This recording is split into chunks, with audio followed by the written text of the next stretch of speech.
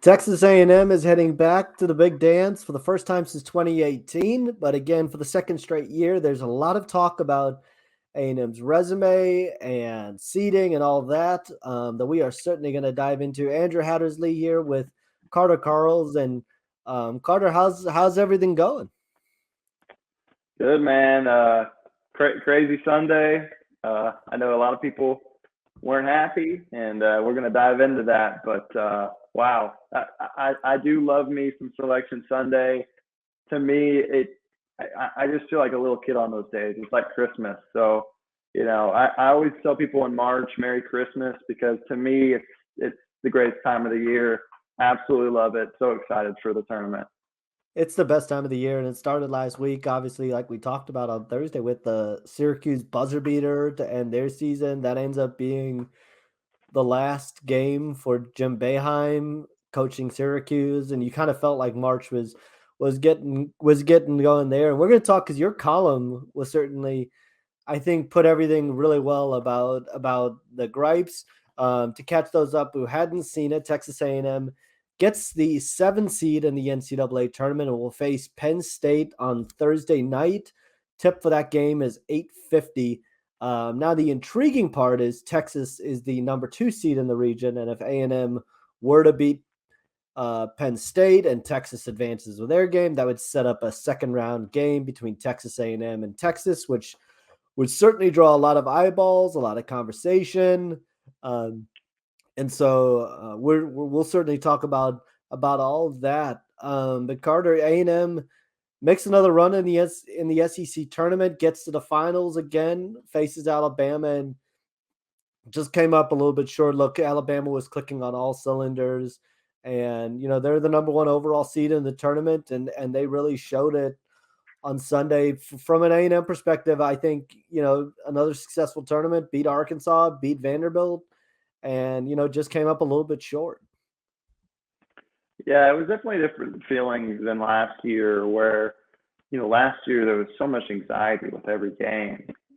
With A&M at this point, like they hit gravy. Like, what do you call it? It's gravy once it's amazing, and nothing can ruin it. They hit the gravy point like probably mid-February, late February. So at that point, everything that they did, well, you thought it would help them. It ultimately did nothing, and I guess the committee just didn't really watch the conference tournaments. But for the most part, I felt like A&M went there and kind of did what they were expected to do, but it wasn't exactly easy. You ran into an Arkansas team that gave them problems earlier in the season, a team that has 3 NBA players on it, maybe more, and just creates a lot of problems with their length and their just aggressiveness defensively, their intensity that they bring. They're obviously well coached under Eric Musselman.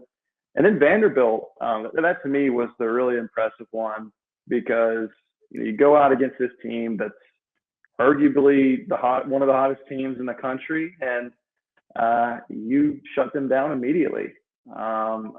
This was a really well coached team that figured out kind of how to space and pace the floor and get up a bunch of 3-point shots and score a lot of points without one of their top forwards, Liam Robbins. And they were beating a bunch of good teams. Beat Kentucky twice. I believe they beat Tennessee. So ended up beating them by double digits. And then that Bama game, I just felt like Bama, you got to play your best game against them or you get ugly in a hurry. A&M was far from that their first half. And to me, it was almost impressive that they were still in the game with 10 minutes left, because they played awful. I mean, first half was one of the worst halves they've had offensively all year. Besides probably Wofford. And then, it ended up going south for them once Julius Marble got in foul trouble, Wade Taylor got in foul trouble. They really did a great job with Wade Taylor, and Brandon Miller just had an incredible game. Charles Bediako also had a great game. Javon Quinterly, those 3 guys really took it to A&M, and they showed why they're the best team in the country. But I'm not too worried about what that will do for A&M because, there's kind of that argument of like, is it a good thing to lose? And I felt like for A&M, it may have been a good thing for them. They kind of get punched in the mouth and then get this disappointing news Sunday night. And now I always am like careful to say, oh, they got extra motivation when it comes to the NCAA tournament. Like everyone has motivation. That's idiotic. But you're really pissed off. I mean, I don't know. That can be a motivator, and they've got a lot of ammunition to be pissed off.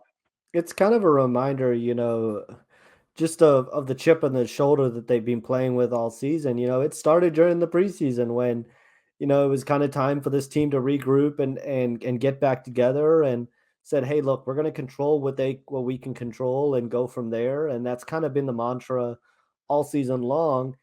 They go out and beat Tennessee. The goal was, okay, we learned from last year. Clearly the conference tournament doesn't matter, which is a conversation for another day. We need to have our spot locked up by the time we hit the conference tournament. And they charted out what they needed to do. They went out and beat Alabama. They beat Tennessee. They beat Arkansas, beat Missouri twice, swept Florida, beat Auburn, like just everything that they needed to do the last portion of February. Now they didn't take care of business during the non-conference portion of their play. And that, part of me just thought like I had a bad feeling kind of midway through conference play, like, with this team, they're just gonna the losses to Wofford and Murray State, no matter what they do, are gonna get kind of held against them, and that's kind of what ended up transpiring. They really held those two losses against A&M, and having those two quad 4 losses and what they did in the non-conference. The committee just could not look past that and ended up dropping them. I think you had the stat that, of the 200 brackets, like just about every one of them had them as a 5 seed or better. And lo and behold, they end up as a 7 seed. It's nuts to me. I mean, everyone wants to point out Wofford and Murray State. I totally get it. Those are two terrible losses. But there are metrics that take that into account and take everything else into account. And in the net rankings, which takes everything into account, they were 19th. They were higher than 8 teams in the net that were seated above them. We're talking 3 seeds like Kansas State and Xavier. We're talking 4 seeds like Indiana. Like, this isn't just, a couple 6 seeds were ranked ahead and it was razor thin. It wasn't even close. Like, there were a lot of teams like that. And the 7 seeds that were in the same, obviously the same seed line as them, you had Michigan State at 33. You had Missouri at 42. I'm blanking on the other one that was 41. But I mean, they were all very dispersed as far as like away from A&M. A&M was 19th, and these guys were, in the 40s. And A&M last year finished 43rd in the net after the conference tournament. They didn't get invited to the tournament. So you're thinking these are like fringe tournament teams you're thinking, but A&M's being mentioned in the same sentence as them doesn't make much sense. Northwestern is the team that I was blanking on that was at 41. And then as far as just kind of on the surface level, there are a lot of things that just don't make sense. Like I mentioned Missouri, A&M beat that team twice, one by 18, one by 9 on the road. They also finished with 4 more conference wins than Missouri. They went 1 round past in the tournament than Missouri. They advanced 1 more round than them. And just, I think if you beat a team like twice or 3 times, like that should be taken into account. You shouldn't be mentioned in the same sentence with them, especially if you finished higher than them in the conference standings. Arkansas and Auburn, I mean, they were not very far off from A&M, and those are teams that were barely 500 in conference play. So that stuff doesn't make much sense. How about Tennessee too? Tennessee, Tennessee hasn't played well since the beginning of February. Basically, let's be honest. They were in the conference race going into February and have been on a complete slide ever since. Lost in the quarters to Missouri, um, and just haven't been a very good basketball team. And they end up as a 4 seed. Now they came in with a really they had basically the opposite of A&M. They had a really strong non-conference schedule, collected a Yeah. ton of big wins in the non-conference. Kudos to them, but they hadn't played well in the past month and a half. Kentucky didn't play well for a large portion of the SEC season, and they get bounced in the quarterfinals too. And uh, I think to look at one angle and not look at the other. I Yeah. mean, basketball teams evolve, and this A&M team evolved over the course of the season. They're a way different team now they are than they were in December, and you're gonna figure yourselves out at a certain point. It's a long season, and that's the part to me, and where I think Buzz Williams was going with is where's like what is the criteria? Does non-conference matter more than conference? Obviously, A&M has to, I think, going forward, schedule better in the non-conference. I think that's the biggest thing if they're gonna really learn from this. But like you mentioned yesterday too, some of that is so hard to predict. You look at Oregon Yeah. State, and I mention Oregon State a lot because I think they're a perfect example. When A&M scheduled that home and home with them 2 years ago, they were coming off an Elite Eight run. I don't think you could predict coming off an Elite Eight run that they were going to go 0-18 in conference play the next year. I mean, you just can't. You can't predict that. That's impossible to predict. And A&M missed some opportunities during the non-conference for sure. The losses to Wofford and Murray State hurt for sure. But I think his point is, okay, well, what's better, playing a hard non-conference schedule or going 15-3 in a league that got 8 bids? And I think that's part of where his frustration lies. Yeah, you go down the line. I mean, I think he scheduled last second the Memphis game on the road. Mm-hmm. That would have been an incredible win for them, easily quad one. Oregon State, as you mentioned, Boise State on a neutral site court. They win that game. I believe that's quad one.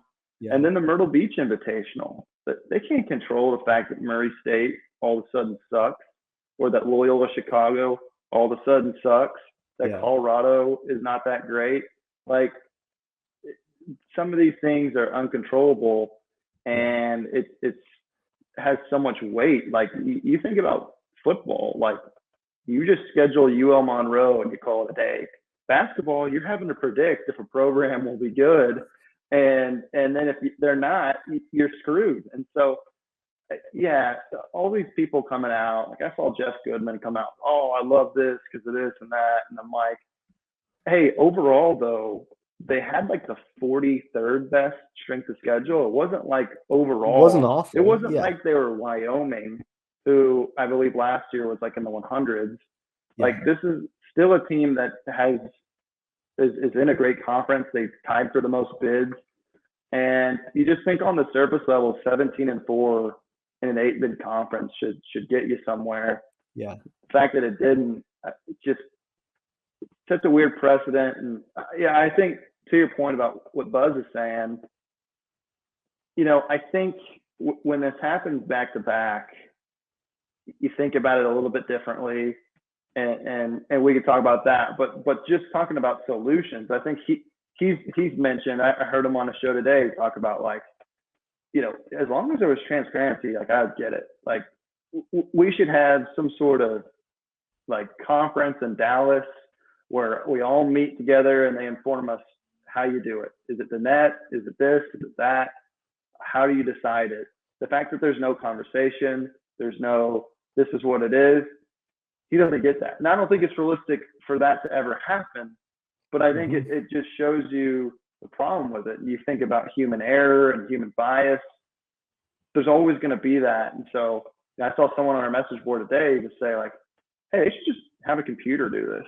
And I didn't hate it because, when it was the BCS, it made less sense. But with this, I mean, it's kind of like, okay, you could feed it all these different metrics, and it's not saying, ooh, A&M Texas in the second round. Let's orchestrate that. Let's spice It's it not up. saying that. Yeah. Yeah, and that's really what it was.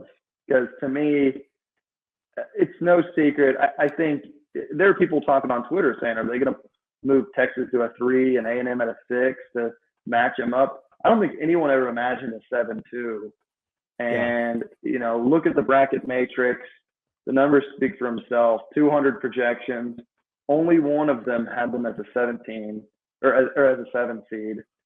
55% had them as a 6 seed or better. Sorry. 99.5% had them as a 6 seed or better. 55% had them as a 5 seed or better. There were as many 3 seed projections for A&M as 7 seed projections. That shows you how unlikely and improbable a 7 seed was for this team. And again, you try to compare, okay, well, what are these other 7 seeds like? Like Missouri? Really? Like, this team was like maybe 5th best in the SEC this year? Like, really? We're going to compare them to them? Yeah. A&M to Missouri. And then, again, Auburn, Arkansas, they shouldn't be in the same ballpark. I'm sorry. Like, Auburn, I was shocked Auburn was in the tournament for a second just because of how many the way they played the blew. second. Yeah. And then, it's just nuts to me. That's why all these Vanderbilt fans that were like, "Oh, we should make the tournament." I'm like, yeah, that ain't happening. Like, we saw. I didn't think it was going to happen. And all these SEC Network people saying, "Oh yeah, they deserve it." I'm like, did y'all pay attention to last year? That doesn't happen. Sorry, it's not going to happen. And so it's funny. I think for Buzz Williams, I know we've talked about it, but what I'd like to see is him just focus on Penn State now. I think it's time to focus on the matchup, and just get locked in. So no doubt. And we're gonna talk a little bit more about Penn State and that matchup. It's a pretty intriguing matchup right after a quick break.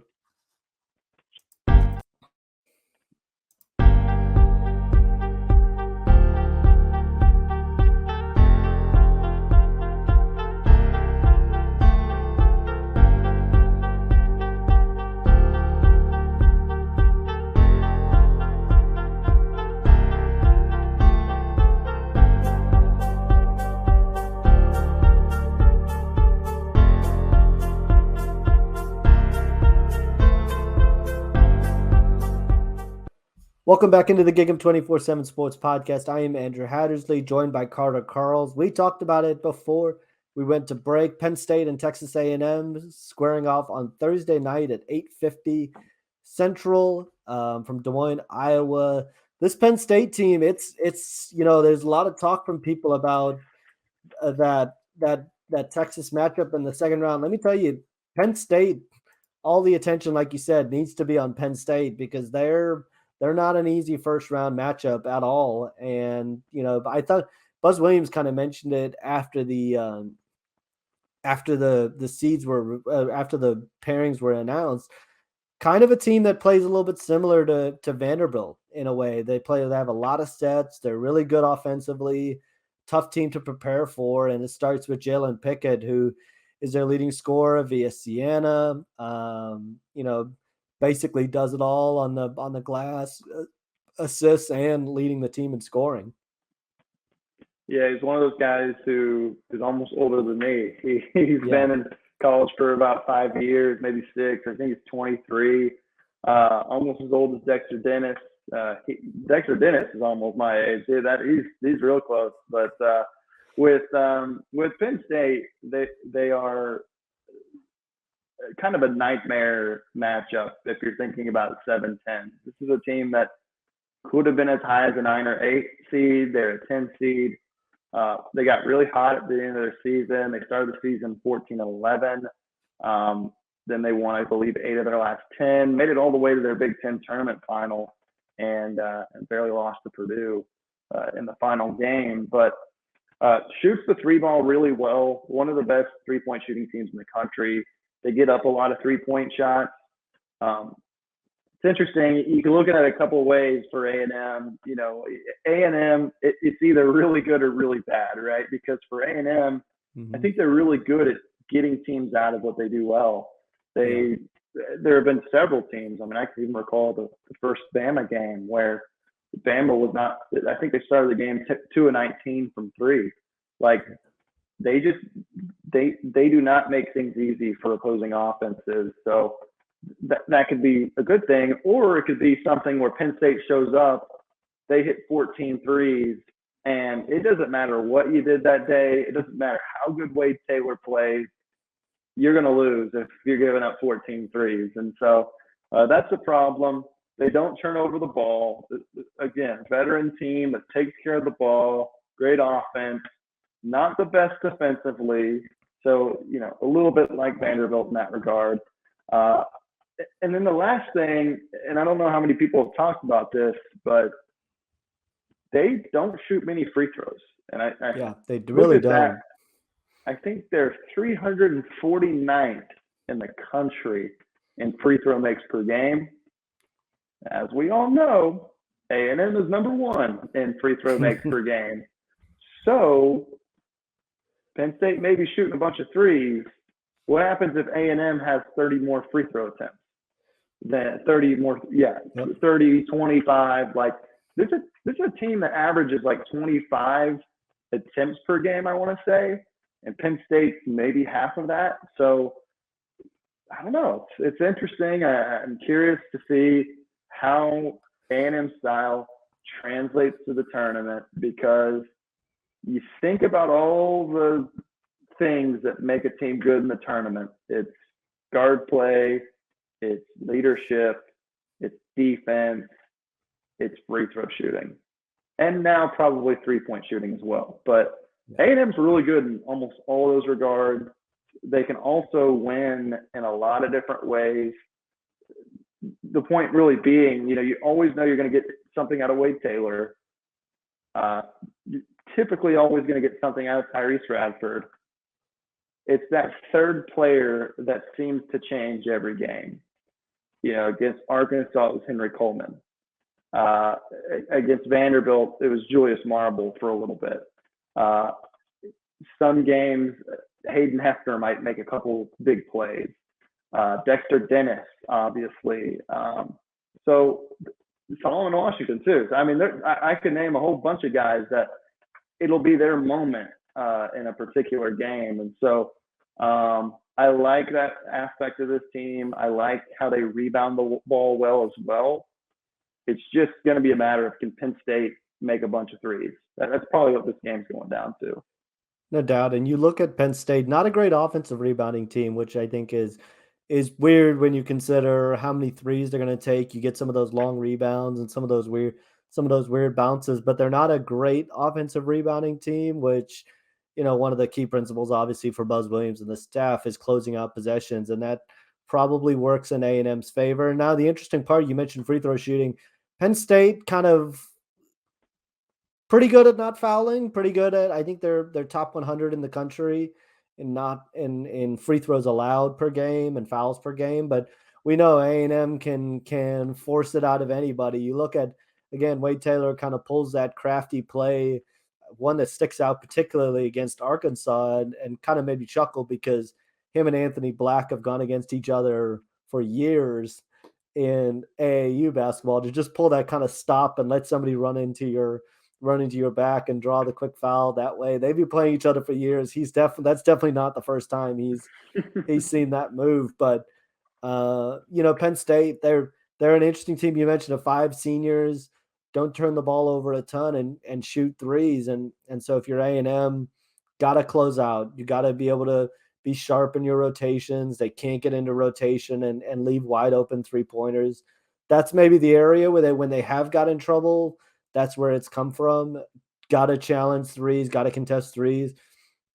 And I look at the front court, and I think they, obviously the matchup to watch will be, I would assume A&M will have Dexter Dennis on Jalen Pickett as much as possible. And that's going to be a really fun matchup to watch. And if you're A&M, Anderson Garcia, Henry Coleman, Julius Marble, are they kind of crashing the glass and trying to create extra possessions that way? And I think that's the way A&M is going to look to play. They're going to look to play scrappy. They're going to look to crash the offensive glass. and just a really interesting matchup, really interesting team to prepare for. And I also was kind of thinking about this yesterday. A&M structure kind of works perfectly for like an NCAA tournament kind of style, and I'm sure they've thought about this in the past, but they really start their 2-day prep like Tuesday morning is when Buzz Williams gets his first familiarity with an opponent, and they're watching film and downloading film Monday and diving into it, and then practice they're presenting it to the team and going from there. And so this sort of environment where you're learning your opponent 4 days before kind of feels perfect in that regard. Yeah, he is very structured to the minute. I think it bodes well for the tournament. You know who else shoots a lot of threes? Colgate. Yeah. Don't sleep on the Raiders. The Colgate Raiders shoot threes like nobody's business. I don't think they're going to beat Texas or anything, but could be an interesting game maybe in the first half. And man, as much as A&M fans have a lot to be angry about, totally get it. The idea of meeting Texas in round 2, wow. I was there in 2016 when A&M, they beat Green Bay, this terrible team, and then I was there. Texas played Northern Iowa that night, and Northern Iowa was classic. Like it was their year where everything aligned. A bunch of seniors, really smart team that just won games in the low-scoring fashion that you see some of those mid-majors do. And they hit half-court shot to win the game. And I never forget like being there and just seeing all the Aggie fans. There's part of them that was so happy because they just like Texas just lost in brutal fashion, but they were also like, wow, we're gonna have to play Northern Iowa instead of Texas. Like that's kind of a snoozer. And then A&M Northern Iowa ends up being one of the greatest college basketball games of all time. So it was just crazy to experience that. We came so close to seeing those two longtime rivals meet each other in the second round in Tulsa that year. Didn't happen, but this time it's really going to be contingent on if A&M can beat Penn State, and if they do, man, that'd just be fun. With Texas coming to the SEC in 2024, it would just be a preview of what could come for sure. And think about just the environment, obviously playing those two games back to back, neutral site games. You're gonna have like Texas A&M fans rooting for Colgate on Thursday night, and you're gonna have probably Texas fans staying behind to root for Penn State, and so you're gonna have some really interesting kind of. It's gonna be really interesting to see how the crowd kind of gets behind one or the other. Can they just relocate the game to Dallas if it's A&M Texas? Like we'll just tell Des Moines, like, hey guys, y'all are cool. Y'all are Des Moines. We playing this in Dallas. That's what they got to do. And I mean, come on, Des Moines, really? Like, when I saw that, I was kind of like, all right, but but the matchups are really fun and tournament's great. I'll be there, so I'll have live coverage from Des Moines, and believe we get locker room access during the whole tournament, like when you're covering the team there. So we'll be trying to do some cool stuff as far as interviews and YouTube stuff and things like that. So real excited for you guys to see what we got coming on that. No doubt. If you are looking for coverage of the NCAA tournament, pro tip, you might want to head over to GigEm247sports.com. Carter will, like he mentioned, be on site with a ton of coverage, a ton of articles from a whole different angle. And if you're listening to this on Monday, head over to the site on Monday night, Tuesday morning, and he's gonna kind of be doing a deep dive on the entire region and kind of previewing everybody that A&M could face this weekend. And so highly recommend checking that out. Carter, safe travels over to Des Moines. I'm sure it's going to be a really fun, really interesting environment with, like we mentioned, Texas A&M fans there, Texas fans there. If you're there and you see Carter, say hi, give him a little hello. He'll be there. And if you're watching this, be sure to like and share this video. And if you're listening to it on Spotify and iTunes, give us a 5-star review and hit subscribe on both YouTube and Spotify to follow along and make sure you get a notification every time a new video drops. And most importantly, enjoy this week. It's going to be fun. It's one of the best weeks of the year with March Madness here, the NCAA tournament. Crazy upsets going to happen Thursday, Friday, Saturday, Sunday, all in between, crazy games. So just enjoy it. It's the best time of the year and get those brackets in. And we'll be back next week to break everything down and talk a little spring practice, which, by the way, gets underway next week. So we'll certainly be here to break all that down. Until then, have a great week, everybody.